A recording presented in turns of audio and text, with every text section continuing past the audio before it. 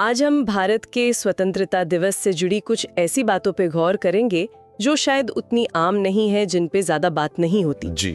हमारे पास कुछ नोट्स हैं, समझ लीजिए स्वतंत्रता दिवस के अनजाने तथ्य के बारे में। कोशिश ये है कि 15 अगस्त की तारीख और उसके आसपास की घटनाओं की कुछ परतें खोलें। बिल्कुल। कई बार जो चीजें हमें बहुत सीधी लगती हैं, उनके पीछे की कहानियां काफी दिलचस्प होती हैं। देखते हैं ये स्रोत क्या कहते हैं। अच्छा, तो शुरू करते हैं। सबसे पहली बात तो यही, तारीख 15 अगस्त ही क्यों? मतलब ये तारीख कैसे तय हुई? हाँ, ये एक अहम सवाल है। स्रोत बताते हैं कि ये लॉर्ड माउंटबेटन का फैसला था। माउंटबेटन का? जी हाँ, और इसका सीधा संबंध दूसरे विश्व युद्ध से है। ठीक 2 साल पहले यानी 15 अगस्त 1945 को जापान ने एलाइड फोर्सेस के सामने सरेंडर किया था। अच्छा, तो ये वजह थी। वैश्विक घटना से और एक व्यक्ति की पसंद से भी जुड़ी थी। और पाकिस्तान की आज़ादी की तारीख, वो तो 14 अगस्त है।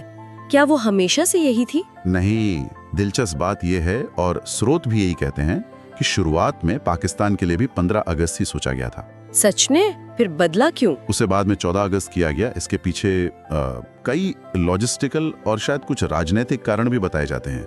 जैसे माउंटबेटन को दोनों जगह सेरेमनी अटेंड करनी थी। हाँ, ये तो मुश्किल होता। बिल्कुल। ये दिखाता है कि उस वक्त कितनी चीजें एक साथ हो रही थी, कितनी उथल पुथल थी। सही कहा।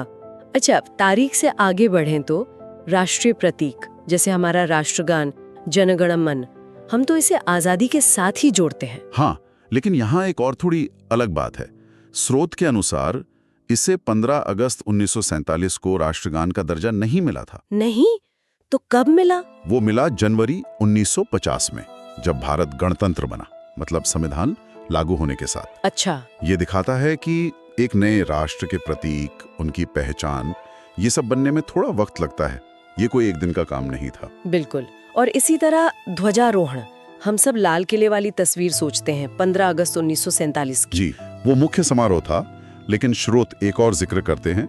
विभाजन के उस मुश्किल दौर में 1947 में ही लाहौर के गवर्नर हाउस पर भी तिरंगा फहराया गया था। लाहौर में, जो पाकिस्तान का हिस्सा बन गया? हाँ, ये उस समय के कंफ्यूजन और बंटवारे के माहौल को दिखाता है। चीजें बहुत तेजी से बदल रही थीं। ये तो सच में कम सुनी हुई बात है। बिल्कुल।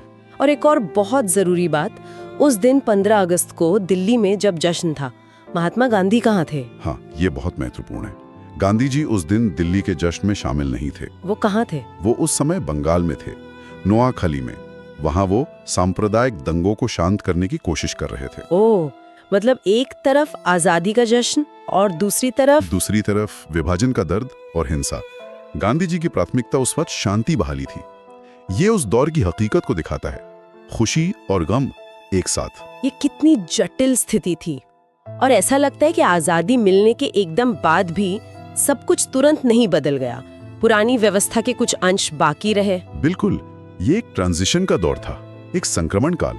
सोचिए, आजादी के बाद लॉर्ड माउंटबेटन ने भारत के पहले गवर्नर जनरल के तौर पे शपथ ली और संसद को संबोधित भी किया। हाँ, ये तो है। और जो हमारी करेंसी थी, भारतीय नोट, उन पर किंग जॉर्ज 6 की तस्वीर कुछ और सालों तक छपती रही। सच में? ये तो मैंने कभी सोचा ही नहीं। इतना ही नहीं, कुछ महीनों तक तो भारतीय सेना के प्रमुख भी एक ब्रिटिश जनरल ही थे, जनरल बुचर। ये सब दिखाता है कि सत्ता का हस्तांतरण कितना धीरे धीरे और कई चरणों में हुआ।